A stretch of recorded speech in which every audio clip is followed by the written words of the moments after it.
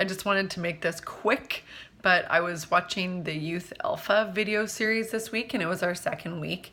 And it really blew my mind that there's so many reasons to believe that Jesus was who he claimed to be. And the question this week was, who do you think Jesus was? I thought it was so interesting. There was over 300 prophecies. So things predicted in the old writings or testament of the Holy Bible that come true, that Jesus fulfills in his lifetime. So he technically cannot control what people foresay about him after he's born. He isn't even born yet, but what they say in detail comes true. That's awesome. But there was three main points made about what Jesus claims to be and what he says he has come to earth to do is true.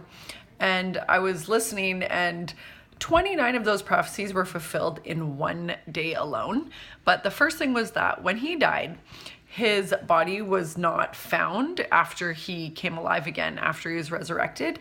And people will say, well, maybe it was stolen by robbers, but the valuable linens that they wrapped his body in were left behind. And in those days, it would have been ridiculous for a robber to take his body, but not take the linens. And then secondly, some people say that the officials had his body, but the officials were so upset about people saying that Jesus rose from the dead that they would have wanted to show the public that they had his body, and they couldn't because they didn't. And then the second big thing that they reminded us was how when Jesus rose from the dead, he showed himself to people on 11 different occasions. So not just once, but 11 times, 11 different groups of people. And at one point, 300 people at one time. And some people would say, oh, well, they were hallucinating, but that's impossible. 300 people don't hallucinate the same thing at the same time. So that theory's out the window. And then the final thing that they talked about was his disciples, who definitely left his side during his life, but when he rose from the dead like he had said he would, they believed. And then everything he had taught them and they had seen during his life was so real. So their lives were transformed. And these were just ordinary people. They weren't anyone special. And their lives were transformed, and they all died sharing the truth about Jesus.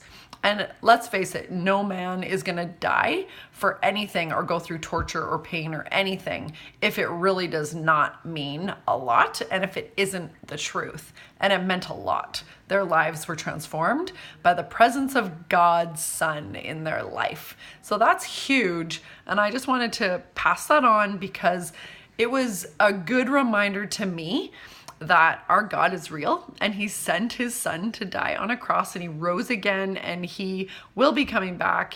And I am so excited about that, and I want to be ready, and I don't want to miss out on my life, the hope and the peace and the joy that he offers us by knowing him. That's all that's on the line here. So it's free, and it's about love. That's it. Who do you think Jesus was?